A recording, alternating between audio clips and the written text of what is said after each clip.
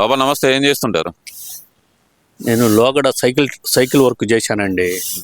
ఇప్పుడు ఈ మోకాలు నొప్పులు అవి వచ్చి వర్క్ మానేశాను. ఓకే. కూటమి ప్రభుత్వం అధికారంలోకి వచ్చింది, 2 సంవత్సరాలు కంప్లీట్ అయిపోయింది. ఏంటంటారు, ఎలా ఉంది కూటమి ప్రభుత్వం పనితీరు అని? కూటమి ప్రభుత్వం అంటే అండి, నేను మన బాబు గారికి మోడీ కలవటం ఏపీ ఆంధ్రప్రదేశ్ అదృష్టం. అంత మాట అన్నారేంటి? ఎందుకంటే ఇప్పుడు ప్రతిదానికి కేంద్రం నుంచి వస్తే కాండి, మన జగన్ గారు 5 ఏళ్ళు చేసిన దాంట్లో అంత నాశనం చేసి కూర్చోబెట్టారు. ఈ టైంలో బాబు గారు మోడీ గారిని కూటమిగా కలిసిపోవటం మన ఏపీ అదృష్టంగా నేను భావిస్తున్నాను. నా అభిప్రాయం అది. కాబట్టి అలా కలవటం వల్ల మోడీ గారికి బాబు గారు సహకరించారు, బాబు గారికి మోడీ గారు మన ఏపీ రాష్ట్రానికి బాగా సహకరిస్తున్నారు. ప్రతి దానికి డెవలప్మెంట్కి ఏం కావాలా బాబు గారు అడగటం, అదిగా మన ఎంపీలు ఉన్నారు, నెంబర్ 1 ఎంపీలు ఉన్నారు. అక్కడ మన ఎంపీ గారు మన రామ్మోహన్ నాయుడు గారు ఏంది, మన జిల్లా ఎంపీ గారు బ్రహ్మచారి చంద్రశేఖర్ గారు ఏంది, మన అదృష్టంగా బ్రహ్మచారి చంద్రశేఖర్ గారు మన ఎంపీ అవటం మన ఏపీ మన ఆంధ్రప్రదేశ్ మన గుంటూరు జిల్లాకి అదృష్టంగా నేను భావిస్తున్నాను. కాబట్టి ఆయన కేంద్రంలో ప్రతి విషయాన్ని మన ఏపీ గురించి మాట్లాడి మనకి ఏం నిధులు కావాలా, మనం ఏం చేసుకోవాలా, మనకి ఏం చేస్తే డెవలప్ అవుద్ది, మన ప్రజలకి మనం ఏం చేస్తే సంతోషపడతారు అనేది మన బ్రహ్మచారి చంద్రశేఖర్ గారు నాడి తెలుసుకొని మన ఏపీ ప్రజలకి, అలాగే మోడీ గారి దగ్గర అది తీసుకెళ్ళి ఆయనకి ఒక దుప్పటిలాగా పరిచి, ఆ పరిచిన దాని మీద మోడీ గారు అన్నీ చూసి వారు కూడా దాని మీద కూర్చొని మీ ఏపీకి ఏం కావాలో అన్నీ తీసుకెళ్ళండి, డెవలప్ చేసుకోండి, మాకు మీరు సహకరించినందుకు నేను ఇలాగ ఈ రూపాన సహకరిస్తారు. మీ మాట ఏనాడు మీ ఎంపీల మాట, మీ టీడీపీ ఎంపీల మాట నేను తీసేయలేను.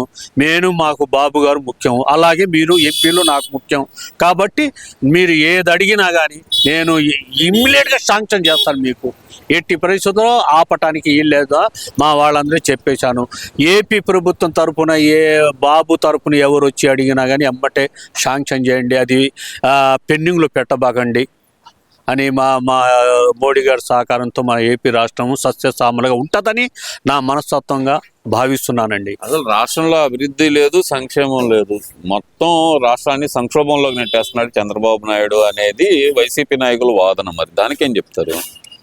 ఏమండి, జగన్మోహన్ గారి ప్రభుత్వం నేను చూశాను, ఏపీ ప్రజలు చూశారు.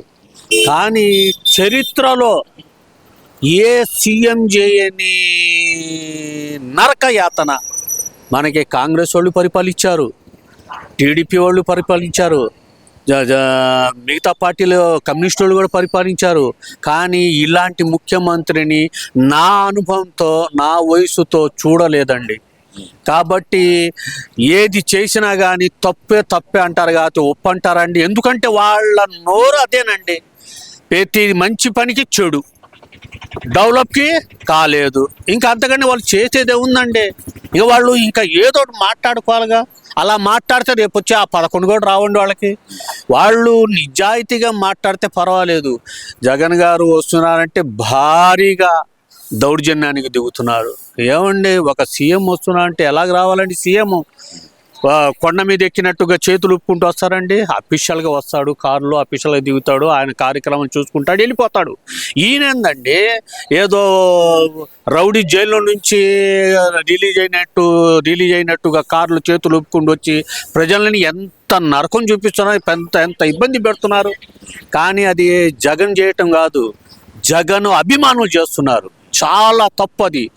ఈ అభిమానం వల్ల, ఈ జగన్ అభిమానుల వల్ల నెక్స్ట్ ఆ 11 సీట్లు కూడా రావండి. సార్ రావని ఎలా చెప్పగలుగుతారు సార్? రావని ఎలా చెప్పగలిగినా మన కళ్ళారా చూస్తున్నాం కండి, మన కళ్ళారా చూస్తున్నాం. ఏడబోయిన జగన్ ఆ చోట పోలీసుల మీద దౌర్జన్యాలు, ప్రజల మీద దౌర్జన్యాలు, ఏదో ఒకటి అలజడి సృష్టి, లేదా ఎవరో ఒకళ్ళు 2-3 చచ్చిపోవటాలు, కారు కింద పడో లేదా నెట్టుకొట్టలు పడో, ఏదోటిగా మారణ హోమం తప్పితే ప్రజలకి కావలసిన పనులు చేయటానికి ఆ ముఖ్యమంత్రి వస్తున్నా అంటే ఎంత ప్రశాంతంగా ఉంటుంది, ఎంత ఇదిగా ఉంటుంది. అసలు అది ఏదండి, జగన్మోహన్ రెడ్డి వస్తున్నాడంటే ఆ ప్రాంత ప్రజలు భయపడుతున్నారు. ఒకప్పుడు మన మన అమరావతి రైతులకి ఎలా హింసించారో, ఇది జగన్మోహన్ రెడ్డి వస్తుంటే తాళ్ళు కట్టేసి అవి కట్టేసి పరదాలు కట్టేసి ఏందో ఆయన ఒక దేవుణ్ణి చూస్తారేమో నన్ను అన్నట్టుగా పరదాలు కట్టి రావటం ఏందండి. అలాగే జగన్ వస్తున్నాడంటే ఆందోళనకారులు రెడీగా ఉంటున్నారు. ఎందుకు? అవకాశం తీసుకొని ప్రజలని ఇంకా ఇబ్బంది పెట్టాలా, మమ్మల్ని గెలవనీయకుండా చేశారు, 11 సీట్లకి మాకు పరిమితం చేశారు ప్రజలు, మా జగన్ గారు ఏదేదో చేశారు ప్రజలకి, కానీ ఆ విశ్వాసం ప్రజలు పెట్టుకోలేదు అని అల్లరి సృష్టించటం, ఏదోటి లూటీ చేయటం, ఎవరినోని కొట్టడం లేదా చచ్చిపోవటం, అంతే తప్పితే ఏం చేస్తున్నారండి? డెవలప్ లేదంటే ఎలాగ లేదు. రా అంటున్నారుగా, సవాల్ ఇస్తున్నారుగా, టీడీపీ వాళ్ళు సవాల్ చేస్తున్నారుగా, రా కూర్చుందాం, మీ ఏం చేయలేదు, నువ్వు ఏం చేశావు అంటే ఎవరు వస్తున్నారండి? ముందుకు ఎవరైనా వస్తున్నారండి? వాళ్ళు రానప్పుడు ఎవరేం చేస్తారండి? టీడీపీ వాళ్ళు సవాల్ ఇస్తున్నారు, మీరు ఎనీ టైం ఎక్కడన్నా పెట్టండి, మేము అక్కడికే వస్తాం, మీ ఏరియాలో పెట్టుకోండి, మేము వస్తాం అంటున్నాం. కానీ వాళ్ళు రాకపోతే ఏం చేస్తారండి? ఏం చేస్తాం? ఎంతసేపుడికి మనసులో ఒకటి పెట్టుకొని మాట్లాడితే కుదరదండి. జగన్మోహన్ గారు నిజాయితీగానే మాట్లాడుతున్నారు.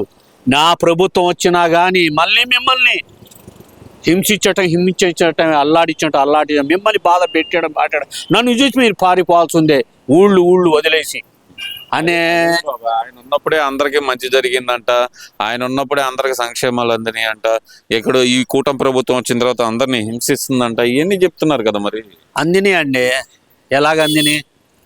ఏం చేసి అందించారు? రియల్గా ప్రభుత్వం డబ్బులు ఇస్తున్నారా మీరు? అన్ని తాకట్లు పెట్టి అప్పుల పాలు చేసి ప్రపంచ బ్యాంకులు అప్పులు తీసుకొచ్చి చేశారు. నాకు ఆ లెక్కలు తెలియదు కానీ లక్షల కోట్లు అప్పులు తీసుకొచ్చి డెవలప్ చేయటం అది పెద్ద విషయం ఉందండి. ఒక్క రోడ్డు వేశారా? ఒక్క పారిశ్రామికను తీసుకొచ్చారు? ఉన్న పారిశ్రామిక టీడీపీ గవర్నమెంట్ వచ్చిన పారిశ్రామికను తీసుకొచ్చిన వాళ్ళందరినీ ఎల్లగొడుతున్నారు. నిన్న పేపర్లో ఈ మన ఈ బ్యాటరీ అమరా బ్యాటరీ ఆయన్ని తరిమి కొట్టారు. ఆయనకి మన ప్రభుత్వం క్షమాపణ చెప్పాలా ఆంధ్రప్రదేశ్ అన్నారు లోకేష్ గారు. ఎందుకు వచ్చింది అంత బాధ? వాళ్ళ టైంలో అమరా బ్యాటరీ వస్తే ఎంత డెవలప్ చేసుకున్నారు, ఎంత చక్కగా చేసుకున్నారు. అలాగే ఈయన చేయొచ్చుగా వచ్చి వాళ్ళని వేరే రాష్ట్రానికి తరమటం ఏంది? ఎవరైనా చేస్తారా? తెలివి తక్కువడు, తెలివి ఉన్నోడు ఎవరు చేయరు అది. కానీ మూర్ఖత్వం అంటారు దాన్ని. జగన్ గారు వచ్చారు, ఏం చేశారు? ప్రజావేదికను కూల్చేశారు. ఏం చేశారు? ప్రజావేదిక ఎవరిదండి? అది మన అందరిది. ఏ ప్రభుత్వం వచ్చినా ఆడ మీటింగ్ పెట్టుకోవచ్చు, ఏ ప్రభుత్వం వచ్చినా ఆ ప్రజావేదికని ఉపయోగించుకోవచ్చు. అంత మాత్రం తెలవక చేతగాక కేవలం ఒక టీడీపీ గవర్నమెంట్ కట్టిన ప్రజావేదిక, దీన్ని మనం కూల్చేయాలా, మన కంటి చూపు అలాంటి ఏమి ఉండకూడదని చెప్పేసి పేర్లు పెట్టినా ఏదైనా పరిశ్రమ పేర్లు అన్నీ తొలగించి ఏకదాటిగా వచ్చి కాలేసి నిలబడే తప్పితే డెవలప్మెంట్ ఏం చేశారండి? ఏం చేశారు చెప్పండి? వారు డెవలప్ ఏం చేశారు? నాకు తెలిసింది ఏం లేదు, నా అనుభవంతో ఉన్నాను నేను. నాకు టీడీపీ గవర్నమెంట్ అని కాదు, అసలు ఏం చేశారు జగన్ అనేది నేను ఆశ్చర్యపోతున్నాను. 151 సీట్లు ఇచ్చారు. ఎలా చేయాలండి? ఎలా చేయాలా? రాష్ట్రాన్ని ఎట్లా సత్యసామలుగా చేయాలా? ఎలా డెవలప్ చేయాలా? ఏదండి డెవలప్ ఏది? సరే, ఇప్పుడు ఆయన అంటున్నారు కదా, ఈ ఒక్కసారికి నమ్మండి, మళ్ళీ 2029లో నన్ను గెలిపించండి, 2.0 పరిపాలన చూపిస్తాను అంటున్నాడు కదా. మరి భగవంతుడి దయవల్ల అదే మాట అని వచ్చారండి. ఒక్కసారి అని వచ్చారు, నిజమే, బ్రహ్మాండంగా వచ్చారు. ఒక్కసారి అన్నారు అని రాజశేఖర్ రెడ్డి గారి మొహం చూసి వేశారు. ఆ ఒక్కసారిలోనే 100 ఏళ్ళ గుర్తు పెట్టుకున్నట్టుగా చేసేసాడు జగన్. పరిపాలన అరాచకం పరిపాలన చేశారు. 100 ఏళ్ళు గుర్తు పెట్టుకున్నట్టుగా చేసుకున్నాడు ఆయన. ఏం చేశారంటే 151 సీటర్స్ ఎలా చేస్తారు తెలుసండి? మనకే తీసుకోండి, నన్నే తీసుకోండి, నేనే వార్డు కార్పొరేటర్ అయ్యాను అనుకోండి, నాకు నా వార్డులో 10,000 ఓట్లు ఉన్నాయి అనుకోండి, 9,000 ఓట్లు నాకు వచ్చాయనుకోండి, మా డివిజన్ మొత్తం పూర్తిగా సస్యశ్యామలుగా మార్చేవాడిని. ఎందుకంటే నాకు మెజార్టీ ఉంది, బ్రహ్మాండంగా నిలబడ్డాను, గెలిచాను, మెజార్టీతో గెలిచాను. నా వార్డు అంతా సూపర్గా చేసుకునేవాడిని. అలాంటిది నీకు 151 సీట్ ఇస్తే నువ్వు ఎలా చెయ్యాలా? రాష్ట్రాన్ని ఎలా చెయ్యాలా? ప్రతిపక్షంగా లేకుండా చేసావి నువ్వు టీడీపీని అనుకున్నావు. కానీ ప్రతిపక్షం లేకుండా 124 సీట్లు వాళ్ళకి వచ్చినా కానీ ఏమి ఇచ్చావు నువ్వు వాళ్ళకి గౌరవం? ఆయన అంటున్నాడు కదా, ఈసారి 2029 అధికారం నాదే, నేను వచ్చాక రప్ప పరిపాలన చూపిస్తాను అంటున్నాడు కదా. మరి 2029 అధికారం ఇచ్చే అవకాశం ఉందంటారు ఆయనకి? ఏమండే, గత ఎలక్షన్లో ఎంత తెలివి తక్కువ ముఖ్యమంత్రి అయినా కానీ అండి, 175 సీట్లు అండి మన అసెంబ్లీ.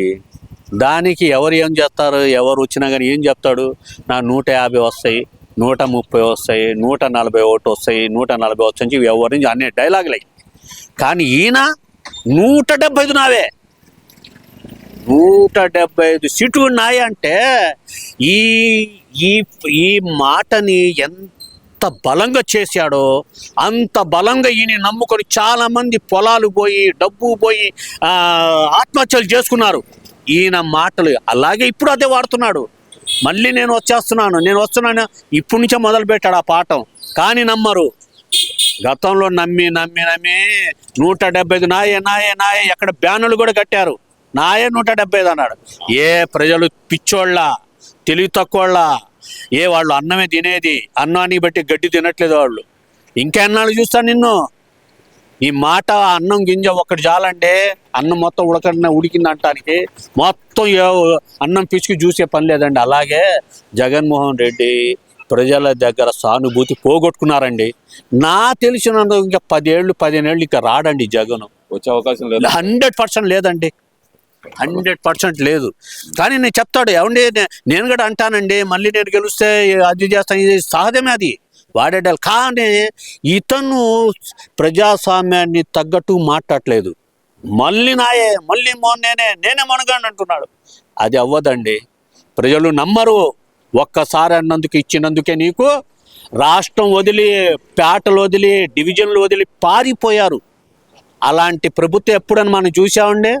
మన కళ్ళారా చూసామండి ప్రభుత్వం? ఎవరిని చూడలేదు అలాగా. కానీ జగన్ గారి వల్ల రాష్ట్రాలు వదిలేసి మళ్ళీ ఇప్పుడు అందరూ టీడీపీ వచ్చిన తర్వాత అందరూ వచ్చేసారు. మళ్ళీ ఏ రాష్ట్రాలు ఏ ఊళ్ళు వదిలేసి వెళ్ళిపోయారో మళ్ళీ తెలుగుదేశం పుణ్యాన, తెలుగుదేశం చంద్రబాబు నాయుడు పుణ్యాన గవర్నమెంట్ మళ్ళీ అధికారం రావటం వల్ల అలాంటిది మళ్ళీ ప్రజలు వాళ్ళ ఊళ్ళోకి వచ్చేసి హాయిగా బతుకుతున్నారు, సస్యశ్యామలుగా బతుకుతున్నారు. ఏంది అరే, ఒక మాజీ సీఎంని జైల్లో పెట్టడం బాబు గారు తలుచుకుని నేను పెట్టరా? క్షణంలో పెట్టేస్తారు. కానీ నీ తొత్తులున్నారు, అల్లరి చేస్తారు, రాష్ట్రాన్ని దారుణ కాండ చేస్తారని చెప్పి మంచితనంగా పోతున్నారు బాబు గారు. నువ్వు కాదు, నీ తండ ఉంది, నువ్వు ఒక రౌడీజం గ్రూప్ని పోషిస్తున్నావు. అది వచ్చేసి మంచి వాళ్ళని అల్లరి చేస్తానని చెప్పి చంద్రబాబు నాయుడు మంచితనంగా మంచి మనసుతో నిన్ను క్షమిస్తున్నారు. కానీ నువ్వు ఇంకా అలా ఆ బుద్ధిలోనే ఉన్నావు, కానీ మారలేదు. మారంది నువ్వు రాలేవు. నువ్వు ఎంత ప్రజల్ని మభ్య పెట్టాలని కానీ ప్రజలు ఇబ్బంది పడుతాం తప్పితే, నీ మీద పందాలు కట్టి ఆరిపోయి ఆత్మహత్యలు చేసుకొని తప్పితే నిన్ను మాత్రం ప్రజలు నమ్మరు. Thank you.